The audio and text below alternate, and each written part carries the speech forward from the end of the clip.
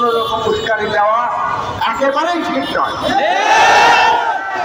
এই অবিলম্বে এই নেতৃবৃন্দকে মুক্তি দেয়। এখানে লক্ষ্য করেন আউটসোর্সিং কর্মচারীরা নিয়মতান্ত্রিক ভাবে আন্দোলন করছেন, আন্দোলন করেছেন। সরকার, এই অন্তর্বর্তী সরকারই তাদের জন্য একটি নীতিমালা তৈরি করেছেন। এই নীতিমালার একটা বিষয় হচ্ছে যে সংশ্লিষ্ট প্রতিষ্ঠানের অনুমতি ছাড়া কাউকে ছাঁটাই করা যাবে না। কিন্তু আমরা দেখতে পাচ্ছি গত কয়েক মাসে অনেককেই ছাঁটাই করার উদ্যোগ নেওয়া হচ্ছে অথবা ছাঁটাই করা হচ্ছে, বেতন ঠিক মতো দেওয়া হচ্ছে।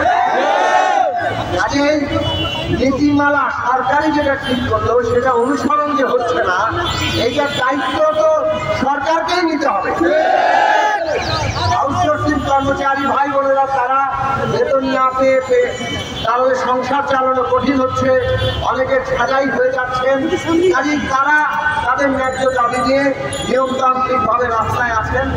এটা বহুদিন পর তারা নেমেছেন, এটা কোনো ষড়যন্ত্র না, এটা তাদের দাবি দেওয়া নিয়ে আন্দোলন। সে কারণেই আপনাদের সাথে আমি এসেছি।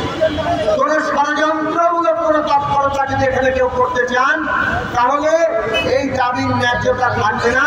আউটসোর্সিং কর্মচারীদের দাবির ন্যায্যতার উপর দাঁড়িয়ে কেউ স্বার্থান্বেষী মহল স্বার্থ আদায় করবে, সেটা কি আপনারা হতে দেবেন? তাহলে আপনারা কোন স্বার্থান্বেষী মহলের স্বার্থ যাতে আপনাদের ঘরে একটু বন্দুক রেখে কেউ করতে না পারে, সবাই আপনারা সেটা সতর্ক থাকবেন। সরকার সেই ব্যাপারে আশ্বস্ত আমরা করতে চাই যে এটা একটা দাবি দেওয়া ভিত্তিক ন্যায্য আন্দোলন, এর মধ্যে অন্য কোনো কিছু নাই। আপনারা দাবি ঠিক মতো মানেন, নীতিমালার প্রয়োগ ঘটান, অবিলম্বে নেতৃবৃন্দের মুক্তি দেন, আউটসোর্সিং কর্মচারী ভাই বোনেরা তারা ঘরে ফিরে যাবে। আমি আবার বলি, ইতিমধ্যে আমরা সরকারের সাথে কথা বলেছি। সরকারের স্বরাষ্ট্র উপদেষ্টা মহোদয়, বিশেষ সহকারী মহোদয়ের সাথে কথা বলেছি। সরকারের পূর্ত মন্ত্রণালয়ের দায়িত্বে আছেন উপদেষ্টা মহোদয়ের সাথে কথা বলেছি, আরো কয়েকজন উপদেষ্টার সাথে কথা বলেছি।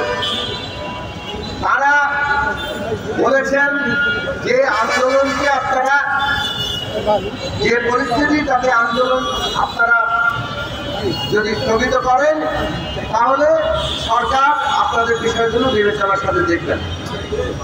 এখন সরকার আপনাদের দাবির বিশেষ বিবেচনায় যাতে দ্রুত দেখেন এবং আপনাদের গ্রেপ্তারকৃত নেতৃবৃন্দকে যাতে অবিলম্বে মুক্তি দেন, তার জন্য আমি বিশেষভাবে আবেদন জানাই।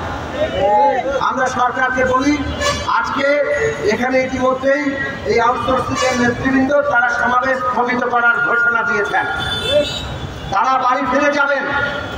কিন্তু এর মানে এই না যে তাদেরকে যদি আপনারা আবারও হয়রানি করেন, গ্রেপ্তারকৃত নেতাদের মুক্তি না দেন, তাদের যদি চাকরি ছাঁটাই চলতে থাকে, বেতন না পায়, পেটে ক্ষুধা নিয়ে কেউ বাড়িতে বসে থাকতে পারবে না, আপনাদের বোঝা দরকার।